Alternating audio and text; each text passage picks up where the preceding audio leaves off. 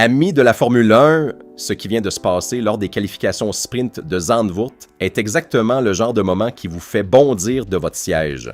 Charles Leclerc, à l'avant-dernière courbe, était en tête, vous avez bien entendu, en tête avec 2 dixièmes d'avance sur George Russell et 12 centièmes sur Lando Norris. Puis dans la dernière ligne droite, l'énergie n'était plus là.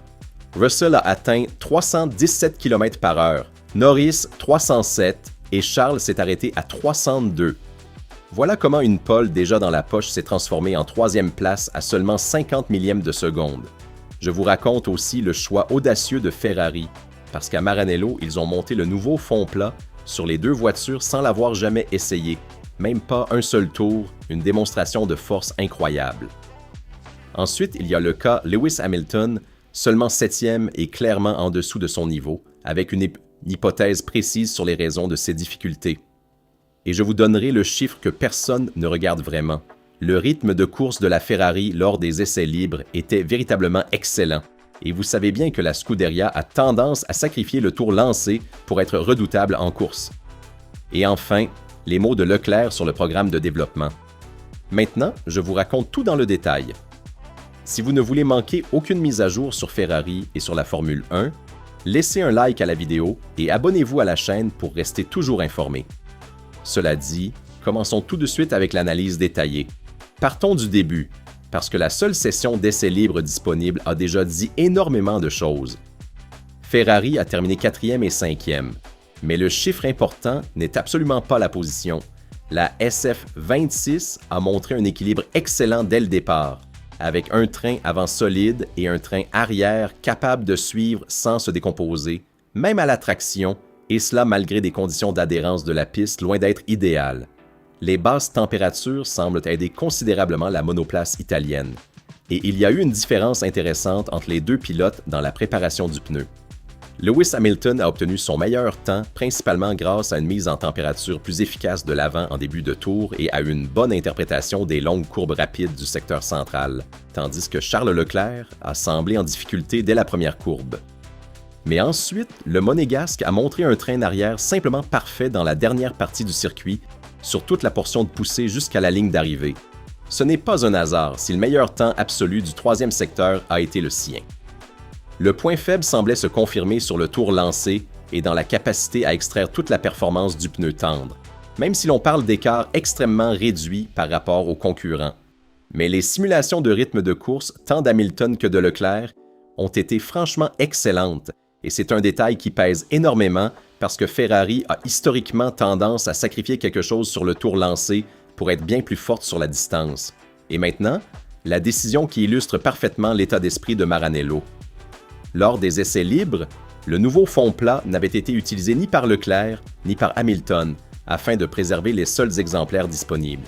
Et le doute était immense. Le monter à l'aveugle en risquant de compromettre cet équilibre excellent ou rester dans la sécurité. Ferrari a choisi la voie la plus courageuse.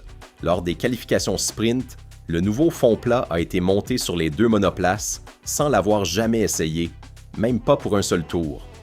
Un choix plein de confiance en soi, une véritable démonstration de force qui témoigne de la foi absolue dans les données de la soufflerie. Et rappelons ce que recherche ce composant. Une meilleure qualité et une meilleure stabilité de l'appui aérodynamique, exactement ce dont on a besoin sur un circuit comme Zandvoort. McLaren est également arrivé avec des évolutions, concentrées cependant sur le train arrière. Passons maintenant à la session décisive, qui a été tout simplement spectaculaire. Zandvoort a offert des qualifications sprint très serrées, avec les 4 premiers pilotes regroupés en moins d'1 dixième de seconde. C'est George Russell qui l'a emporté, en stoppant le chronomètre sur 1 minute, 11 secondes et 567 millièmes, revenant en pole position après une période difficile. Derrière lui, ce n'est pas son coéquipier, mais Lando Norris à seulement 41 millièmes. Puis Charles Leclerc, 3e à 55 millièmes, et Oscar Piastri, 4e à 99. Seulement 5e, Andrea Kimi Antonelli, à environ 2 dixièmes et demi de son coéquipier, lors d'une session peu linéaire, perturbée par une sortie dans le bac à gravier et par un dernier secteur imparfait lors de la tentative décisive. 6e Max Verstappen, 7e Lewis Hamilton, McLaren et Ferrari, portés par leurs nouvelles évolutions, ont été devant pratiquement tout au long des qualifications, mais c'est le pilote de l'équipe de Brackley qui a porté le coup final. Et McLaren s'est montré très compétitive dans le deuxième secteur, celui des longues courbes rapides, en payant toutefois en efficacité aérodynamique dans le premier et dans le troisième intertemps. Et voici le moment clé de tout cet après-midi. Charles a réalisé un tour pratiquement parfait, à tel point qu'il l'a lui-même qualifié à la radio comme l'une de ses meilleures prestations de la saison. Et les chiffres le confirment de manière impressionnante. À l'avant-dernière courbe, le Monégasque était en tête avec 2 dixièmes d'avance sur Russell et 12 centièmes sur Norris. Puis il s'est passé ce que l'on redoutait, et c'est la véritable limite de la SF 26 en ce moment.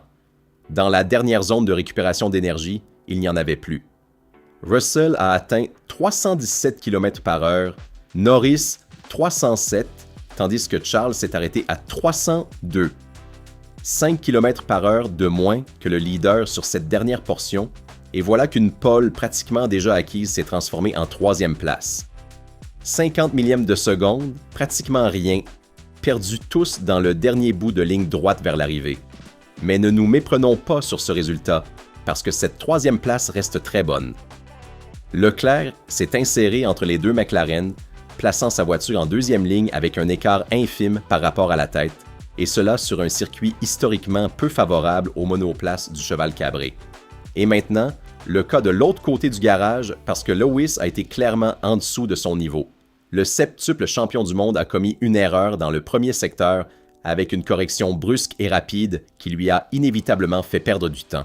Et il n'a pas été parfait non plus dans le troisième, avec du survirage en sortie de la première courbe. Résultat, 7e place, loin de son coéquipier. Et là, il y a une hypothèse très intéressante.